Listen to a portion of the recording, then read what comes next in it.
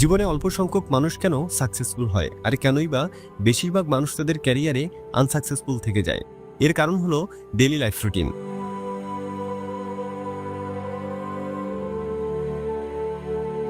হ্যাঁ, তুমি ঠিকই শুনেছ, ডেইলি লাইফ রুটিন। একটি পারফেক্ট ডেইলি রুটিনই একজন সাকসেসফুল আর একজন আনসাকসেসফুল মানুষের মধ্যে পার্থক্য তৈরি করে। আর এই কারণেই হয়তো কেউ একজন বলেছিলেন, তোমার ডেইলি লাইফ রুটিনই তোমার ভবিষ্যৎ নির্ধারণ করে। অন্য কাউকে ফলো করে কখনোই তুমি তোমার জন্য একটি পারফেক্ট ডেইলি রুটিন তৈরি করতে পারবে না, কারণ সৃষ্টিকর্তা প্রত্যেকটা মানুষের মাঝেই কিছু আলাদা গুণাবলী ও কিছু আলাদা বৈশিষ্ট্য দিয়েছে। আর তাই তোমার ডেইলি রুটিনও এমন হওয়া উচিত যেটা শুধুমাত্র একান্তই তোমার, অর্থাৎ তোমার জন্য একদম পারফেক্ট। নগর বায়োস্কোপের আজকের আয়োজনে আমরা তোমাদের এমন একটি পারফেক্ট ডেইলি রুটিন তৈরিতে সাহায্য করতে যাচ্ছি। আশা করি তুমি এই ভিডিওটি দেখার পর নিজের জন্য মানানসই একটি ডেইলি রুটিন তৈরি করে এবং সেটিকে ফলো করে নিজের বেস্ট ভার্সনটা সকলের সামনে তুলে ধরবে। বেশি না, মাত্র 3টি। আজ আমি তোমাদের এমন 3টি স্টেপ শিখিয়ে দিয়ে যাচ্ছি যেগুলো ফলো করার মাধ্যমে তুমি নিজের জন্য একটি পারফেক্ট ডেইলি রুটিন তৈরি করতে পারবে। আর এই স্টেপগুলো ফলো করতেও তোমার খুব বেশি একটা কষ্ট হবে না, কারণ আমি নিজেও বিগত কয়েক বছর ধরে আলাদা আলাদা অনেক ডেইলি লাইফ রুটিন ফলো করে দেখেছি। আর এতগুলো রুটিন ফলো করে আমি এমন কিছু ফর্মুলা খুঁজে বের করেছি যেগুলোর মাধ্যমে একজন ব্যক্তি খুব সহজেই নিজের জন্য একটি পারফেক্ট লাইফ রুটিন তৈরি করতে পারবে। শুরুতেই আমি তোমাদের সাথে আমার নিজের ডেইলি লাইফ রুটিন শেয়ার করতে যাচ্ছি, যার মাধ্যমে তুমি বুঝতে পারবে যে আমি কিভাবে আমার ডেইলি রুটিন তৈরি করেছি। তারপর আমি তোমাদের সেই গুরুত্বপূর্ণ খুঁটিনাটি বিষয়গুলো সম্পর্কে জানাবো যেগুলো ছাড়া একটি পারফেক্ট ডেইলি রুটিন তৈরি করা হয় না। আর সবশেষে তোমাদের এমন কিছু প্রোটোকল শিখিয়ে দেব যেগুলো তোমার ডেইলি রুটিনকে একদম পারফেক্ট করে তুলবে। তো চলো তৈরি করা যাক তোমার ডেইলি রুটিন। তো শুরুতেই আমি আমার ডেইলি রুটিনটা তোমাদের জানিয়ে দিচ্ছি, কিন্তু তার আগে ছোট্ট একটি সতর্কবার্তা। তোমার আর আমার লাইফ কিন্তু সেম না, কারণ আমি একজন কন্টেন্ট ক্রিয়েটর, আর অন্যদিকে তুমি হয়তো একজন স্টুডেন্ট, বিজনেসম্যান কিংবা কোনো জব করো। আর তাই স্বাভাবিকভাবেই তোমার আর আমার ডেইলি লাইফ রুটিন এক হতে পারে না। তবে আমাদের মধ্যে একটি মিল থাকতে পারে, আর সেটা হলো ডেইলি লাইফে নিজের কাজগুলো পারফেক্টলি করার ইচ্ছা। আমার দিনের শুরুটা হয় সূর্য ওঠার সাথে। ঘুম থেকে উঠে সৃষ্টিকর্তার নিকট প্রার্থনা সেরে আবার শুয়ে পড়ি। কিছুক্ষণ ঘুমিয়ে সকাল 7টা 30 মিনিটে আবার ঘুম থেকে উঠি।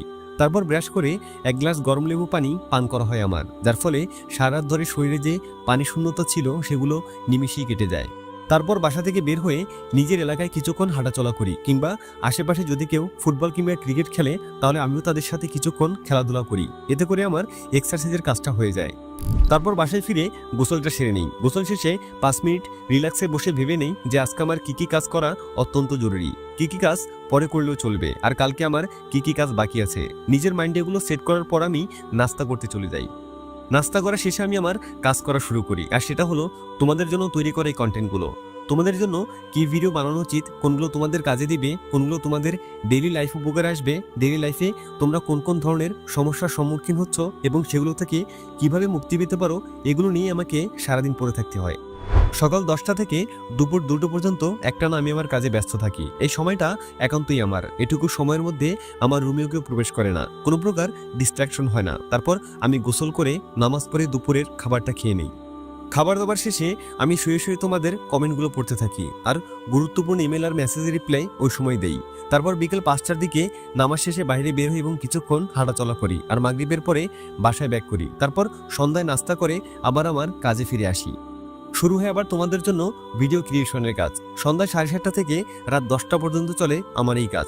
10:30টার দিকে খাওয়া দাওয়া শেষ করে কিছুক্ষণ মোবাইল টিপে 11:30টার মধ্যে আমি আমার বিছানায় গিয়ে ঘুমিয়ে পড়ি। আর এটাই হলো আমার লাইফ রুটিন। খুব বেশি আহামরি লাইফ রুটিন আমার নেই, কারণ তোমাকে মাথায় রাখতে হবে যে আমি একজন কন্টেন্ট ক্রিয়েটর। পাশাপাশি তোমাকে এটাও মাথায় রাখতে হবে তোমার আর আমার লাইফ সেম না, কারণ তুমি হয়তো একজন স্টুডেন্ট কিংবা অন্য কিছু করো। আরেকটি কথা, এটা মনে করার দরকার নেই যে সারা বছর আমি একই রুটিন ফলো করে আসি। আমিও মানুষ, মাঝে মাঝে আমাকে অসুস্থ হতে হয়, মাঝে মাঝে আমারও কোনো কাজ কিংবা ইমার্জেন্সি সিচুয়েশন ক্রিয়েট হয়, আর সেদিন আমার এই রুটিন ফলো করা হয় না। তবে হ্যাঁ, সবসময় চেষ্টা করি যেন আমার ডেইলি রুটিনটা কোনোভাবেই মিস না হয়, আর যদি মিস হয়ে যায় তাহলে সেটা যেন পরপর 2 দিনের বেশি না হয়। আর সপ্তাহে একদিন, আমার ক্ষেত্রে সেটা শুক্রবার, সেদিন আমি এই সমস্ত কাজ থেকে নিজেকে দূরে রেখে পরিবারের সঙ্গে সময় কাটাই, বন্ধুদের সাথে আড্ডা দেই, ঘুরতে বের হই। কোথাও কোনো দাওয়াত থাকলে অথবা অনুষ্ঠান থাকলে যাওয়ার চেষ্টা করি। পছন্দের মুভি কিংবা ওয়েব সিরিজ দেখি। অর্থাৎ সপ্তাহে একটা দিন আমার সারা সপ্তাহের বোরিংনেস পুরোপুরি কাটিয়ে দেয়। এবার আসা যাক দ্বিতীয় স্টেপে, আর তা হলো তোমার ডেইলি রুটিনে যে খুঁটিনাটি দিকগুলো ফলো করা অত্যন্ত জরুরি। প্রথমে তোমাকে তোমার স্বাস্থ্য সম্পর্কে সচেতন হতে হবে। যদি তোমার শরীর স্বাস্থ্য ভালো না থাকে তাহলে কিভাবে তুমি তোমার সারাটি দিন ডিসিপ্লিনের সাথে সুন্দরভাবে পার করবে। তাই তোমাকে শরীরচর্চা, স্বাস্থ্যসম্মত খাবারও সঠিক মাত্রায় ঘুমোতে হবে। তাছাড়া তোমার শরীর স্বাস্থ্য একদমই ঠিক থাকবে না। দ্বিতীয়ত যেটি লক্ষ্য রাখতে হবে সেটি হলো তোমার কাজ। তুমি যদি একজন স্টুডেন্ট হয়ে থাকো তাহলে তোমার কাজ হচ্ছে ভালোভাবে পড়াশোনা করা, আর চাকরি করলে তোমার কাজ হবে সঠিক সময়ে নিজের কাজগুলো শেষ করা, আর বিজনেসম্যান হলে তোমার কাজ হবে কীভাবে নিজের ব্যবসাকে আরও বাড়ানো যায়। যেমন আমি খুব সাধারণ একজন কন্টেন্ট ক্রিয়েটর, আর আমার কাজ হচ্ছে তোমাদের জন্য কন্টেন্ট তৈরি করা, আর আমার সারাদিনে এটাই হলো সবচেয়ে গুরুত্বপূর্ণ কাজ। তাই তুমিও যে প্রফেশনে আছো সেই প্রফেশনে ফোকাস করা তোমার জন্য সবচেয়ে জরুরি। তৃতীয়ত তোমাকে যেন লক্ষ্য রাখতে হবে তোমার ডেইলি লাইফ রুটিন যেন তোমার জীবনকে বোরিং না করে তোলে, তোমার জীবন যেন একঘেয়েমি না হয়ে যায়। এই কারণে দেখবে আমি ডেইলি লাইফে কিছুক্ষণ বাইরে থেকে ঘুরে আসি। এটা করলে তোমার মধ্যে কখনোই বোরিং ফিল কাজ করবে না। আর এটাও লক্ষ্য রাখতে হবে যেন তুমি তোমার পরিবার কিংবা আত্মীয় স্বজন থেকে ডিসকানেক্ট না হয়ে যাও, অর্থাৎ সকলের সাথেই মন খুলে কথা বলার সময়টুকু রাখতে হবে। কাজের চাপে নিজের খাবার নিয়ে নিজের রুমে চলে আসলে হবে না। খাবারটা পরিবারের সকলের সাথে একসাথে টেবিলে বসে খেতে হবে, তাহলে কখনই পরিবারের কোনো সদস্যের সাথে তোমার দূরত্ব সৃষ্টি হবে না। এবার আসা যাক সর্বশেষ স্টেপে, আর সেটা হলো গুরুত্বপূর্ণ সব প্রোটোকল। প্রথমটি হলো সকাল সকাল ঘুম থেকে ওঠা। সকালে যত তাড়াতাড়ি ঘুম থেকে উঠতে পারবে তোমার হাতে তত বেশি সময় থাকবে। তুমি যদি 1 ঘন্টা আগেও ঘুম থেকে উঠতে পারো তাহলে তুমি বছরে অন্যান্য সব মানুষের থেকে 365 ঘন্টা বেশি সময় পাবে নিজের কাজ করার জন্য, যা প্রায় 15 দিনের বেশি। দ্বিতীয়টি হলো এনার্জি।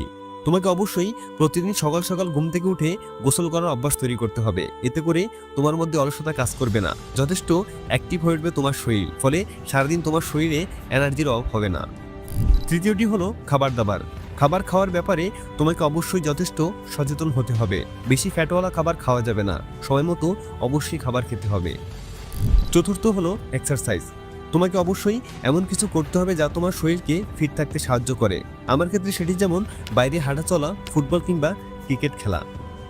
পঞ্চমটি হলো রিল্যাক্সিং টাইম। কাজের চাপে দিনভর ব্যস্ত থাকলে চলবে না, অবশ্য নিজের জন্য কিছুটা সময় বের করতে হবে। নিজের পরিবার পরিজনকে সময় দিতে হবে, তা না হলে তোমার জীবন দুর্বিষহ হয়ে উঠবে।